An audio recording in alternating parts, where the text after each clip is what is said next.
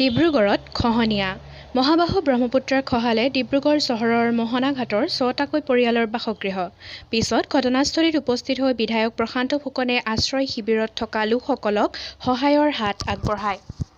ব্ৰহ্মপুত্ৰ গৰাখহনীয়াত মোৰ সকলো সামগ্ৰী বস্তু গ'লেই, মাত্ৰ মানুহগৰাকী বাচিলে। এই হঠাতে ইয়াত গৰাখহনীয়া ৭:১৫-২০ মানত এনেকুৱাতে গৰাখহনীয়া হৈ গ'ল, মানে একদম লগে লগে পূৰা হেৰি হৈ গ'ল আৰু লগে লগে ঘৰ দুটা গুচিয়ে গ'ল। আমাৰ বাইদেউ এজনী ইয়াতে থাকে, তাই বাইদেৱে মোক ফোন কৰিলে, আচোন বোলে এনেকুৱা হ'ল বোলে, গৰাখহনীয়া হৈ গ'ল। প্ৰথমে আমি আহি বস্তু দুই এটা কি উলিয়ালোঁ আৰু উলিয়ালোঁ, একো ব্যৱস্থা হেৰি কৰিব নোৱাৰিলোঁ। পটককৈ কিবাকিবি যি এটা হাতৰ দুটত পাই আহিলোঁ, আমি লৈ আহিলোঁ আৰু বাকীখিনি তেনেকৈ চব কি থাকিলে আৰু মানুহকেইটা যেনে তেনে বোলো বাছ বস্তু বাদ দে বুলি এনেকৈ ক'লোঁ। তাৰপিছত তেনেকুৱা এটা ছাৰকো ইনফৰ্ম কৰা হ'ল, ছাৰো আহিলে, প্ৰশান্ত ফুকন ছাৰে আহি কেনে আমাক মানুহখিনিক ক'লে কি ইয়াতে শিবিৰ ব্যৱস্থা কৰি দিয়ে বুলি। শিবিৰৰ ব্যৱস্থাও কৰি দিয়া হ'ল, টিপাল চিপাল আনি দিলে, খোৱা বোৱাৰ ব্যৱস্থা কৰি দিয়ে বুলি মোকে ক'লে। তই খোৱা বোৱাৰ ব্যৱস্থা কৰি দে, পইচা পাতি দি কেনে তেওঁ খোৱা বোৱাৰ ব্যৱস্থা কৰি মেলি আমি ৰাতি 2টামান বজালৈকে ইয়াতে থাকিলোঁ, মানুহখনক হেৰি কৰি কেনে। তাৰপিছত আমি ঘৰা ঘৰি চবেই গুচি গ'লোঁ আৰু কোনোবা থাকিলে ইয়াতে।